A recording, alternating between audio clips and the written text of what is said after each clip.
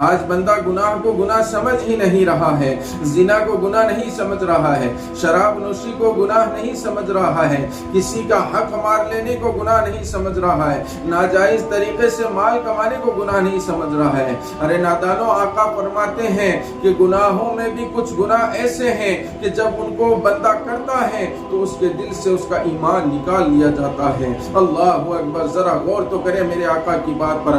آقا فرماتے ہیں کچھ گناہ ایسے ہیں کہ جب بندہ کرتا ہے تو اس کے دل سے ایمان نکال لیا جاتا ہے۔ ان میں سے ایک گناہ شراب نوشی ہے۔ جب بندہ شراب نوشی کرتا ہے تو اس کا ایمان نکال لیا جاتا ہے جب تک وہ شراب کی حالت میں ہے۔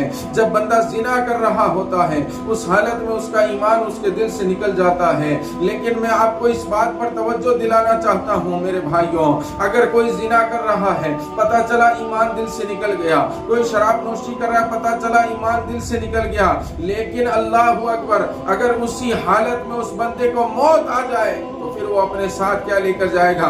کیونکہ ایک مومن مسلمان کا عقیدہ یہ ہے کہ جب وہ دنیا سے جائے گا تو مال و دولت کچھ نہیں لے کر جائے گا، فقط اپنا ایمان لے کر جائے گا۔ لیکن اگر ایمان ہمارے دلوں میں نہیں رہا، ہمارے ساتھ ایمان نہیں گیا، تو پھر قبر میں بھی ہمیں مشکلیں جھیلنی ہوگی اور آخرت میں بھی ہمیں مشکلیں جھیلنی ہوگی۔